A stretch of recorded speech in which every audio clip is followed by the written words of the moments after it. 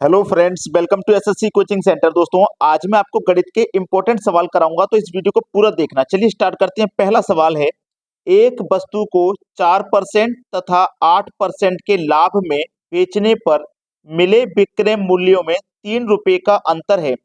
दोनों विक्रय मूल्यों का अनुपात क्या है, ये बताना है। 4% वस्तु को 4% और 8% के लाभ में बेचा है। देखो, वस्तु आप जानते हैं 100% होती है, जो भी मूल्य होगा अपने आप में 100%। अगर हम 4% के लाभ पे बेचेंगे तो 104 में बेचेंगे, और 8% के लाभ पे बेचेंगे तो आप जानते हैं 108% में बेचेंगे। ठीक है, ये यहां तक क्लियर है। अब प्रतिशत से प्रतिशत कट ही जाएगा। ठीक है, चलिए 4 से इसको कटाऊंगा 26 बार में, और 4 से इसको कटाऊंगा तो ये हो जाएगा 27 बार में। तो इनका अनुपात कितना हो गया भैया? 26:27 हो गया। डी ऑप्शन बिल्कुल सही है। ठीक है, अब इनका मूल्य निकालना चाहे तो आप मूल्य भी निकाल सकते हैं। ठीक है, इन दोनों के बीच का अनुपात का अंतर कितना है? 1 है, और यहाँ पे अंतर कितना है? 3 का है। तो 1 अनुपात की वैल्यू 3, 1 अनुपात की वैल्यू 3, तो 27 की वैल्यू कितनी? 81, और 26 की वैल्यू कितनी? 78। और दोनों में अंतर देखोगे तो 3 का ही है कि नहीं? 3 का अंतर। अगर मूल्य पता करोगे तो 78 और 81 है, लेकिन हमें तो अनुपात बताना था, जो कि 26:27 है। अब देखते हैं अगला सवाल।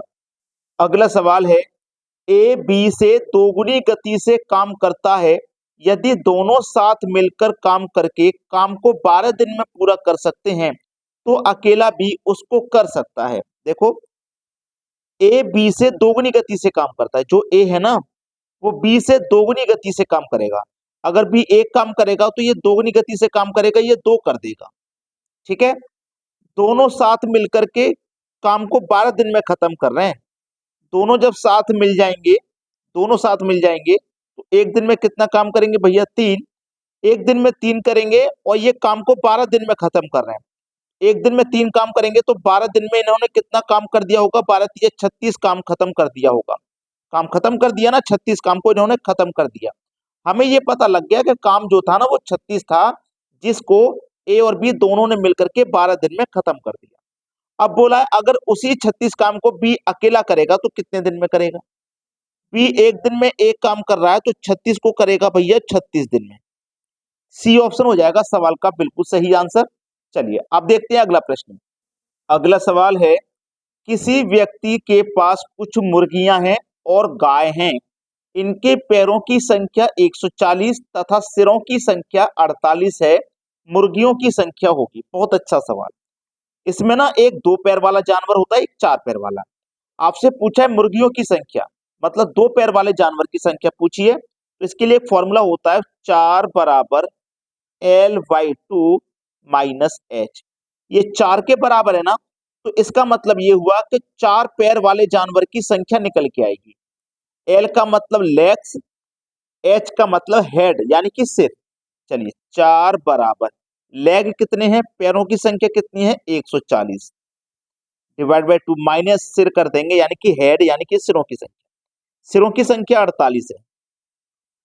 ठीक है, चलिए 4 बराबर 2 से मैं कटाऊंगा 140 को, तो ये 70 बार में कट जाएगा। माइनस का 48 है, तो 4 बराबर 70 में से 48 गया तो 22 आया। तो 4 पैर वाले जानवर कितने हैं? 22 हैं। देखिए, जितनी सिरों की संख्या होगी उतने जानवर होंगे। सिरों की संख्या है 48, मुर्गी और गाय मिलाकर के 48 हैं, जिसमें से 4 पैर वाला जानवर 22 है। तो 4 पैर वाला जानवर मैं माइनस कर दूंगा तो 2 पैर वाला बचेगा।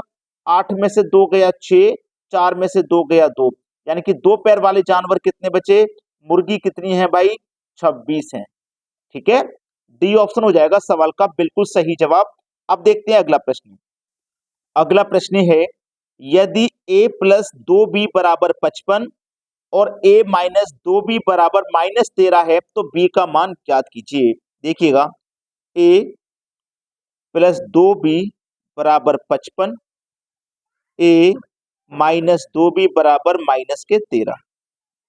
ठीक है, ये भी प्लस का a, ये भी प्लस का a, तो 2a हो गए।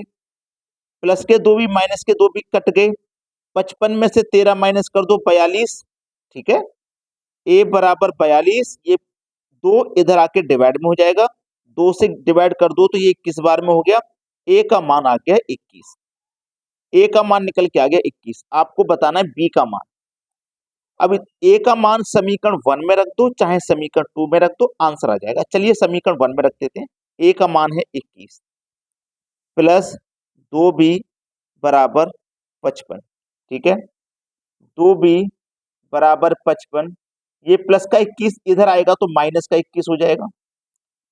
2b बराबर 55 में से 21 को माइनस करो, 5 में से 1 जाएगा 4, 5 में से 2 जाएगा 3, 34 आया। b बराबर 34, ये 2 इधर आके बटे में आ जाएगा, तो 2 से डिवाइड करो 34 को तो 17 बार में डिवाइड हो जाएगा।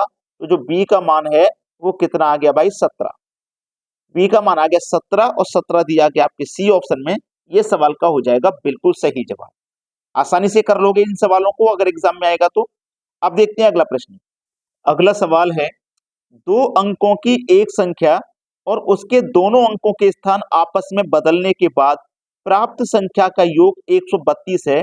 यदि अंकों का अंतर 4 हो तो संख्या ज्ञात करें। तो सबसे पहले अंकों का अंतर 4 होना चाहिए। 3 और 7 का अंतर 4, 8 और 4 का अंतर 4, 7 और 3 का 4, 6 और 2 का 4। ऑप्शन में सभी का अंतर 4 है। अगर कोई एक ही ऑप्शन होता जिसका अंतर 4 होता तो हम उसी को सही कर देते, लेकिन सभी का अंतर 4 है। कोई बात नहीं, मैं ले लेते हैं पहला ऑप्शन 37। अब इसको क्या करेंगे, इसके स्थान बदलेंगे, तो 7 पहले आ जाएगा 3 बाद में, जोड़ो तो 110। आना कितना चाहिए 132, तो पहला ऑप्शन तो होगा नहीं। चलिए दूसरा ऑप्शन ले लेते हैं 84। स्थान आपस में बदलो तो 48, प्लस करो 8 4 12, हासिल लगा 1, 8 4 12 और 1 13, 132 हो गया। और आपको भी कितना चाहिए योग 132, 132 प्राप्त हो गया बी ऑप्शन से। सवाल खत्म।